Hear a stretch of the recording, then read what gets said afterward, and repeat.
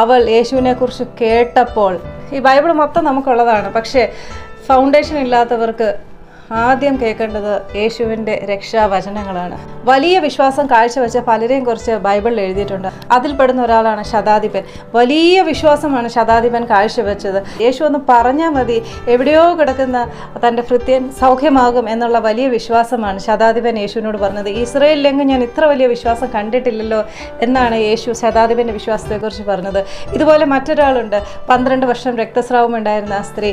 ഇതുപോലത്തെ വലിയ വിശ്വാസങ്ങൾ രോഗങ്ങളിലും കഷ്ടങ്ങളിലും കൂടിയൊക്കെ കടന്നു പോകുമ്പോൾ നമുക്ക് ഓരോരുത്തർക്കും യേശുവിൻ്റെ മുമ്പിൽ സമർപ്പിക്കാവുന്നതാണ്. എങ്ങനെയാണ് വിശ്വാസം വരുന്നത്? ഈ ബൈബിളിൽ തന്നെ വളരെ വ്യക്തമായിട്ട് പറഞ്ഞിട്ടുണ്ട് വിശ്വാസം എങ്ങനെയാണ് വരുന്നത് എന്നുള്ളത്.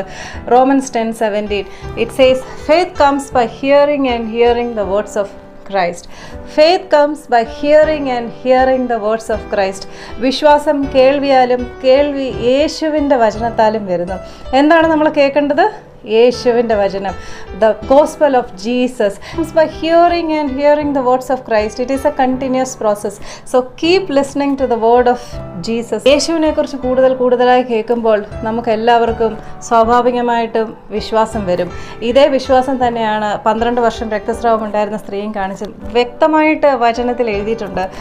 അവൾ യേശുവിനെക്കുറിച്ച് കേട്ടപ്പോൾ യേശുവിൻ്റെ വസ്ത്രത്തിൻ്റെ വെളിവിലൊന്ന് തൊട്ടാൽ തനിക്ക് സൗഖ്യം വരുമെന്ന് പറയാൻ തുടങ്ങി. ആ പറഞ്ഞുകൊണ്ടാണ് അവൾ യേശുവിൻ്റെ വസ്ത്രത്തിൻ്റെ വിളിമ്പിൽ പോയി തൊടുന്നതും അവൾക്ക് സൗഖ്യം ലഭിക്കുന്നതും.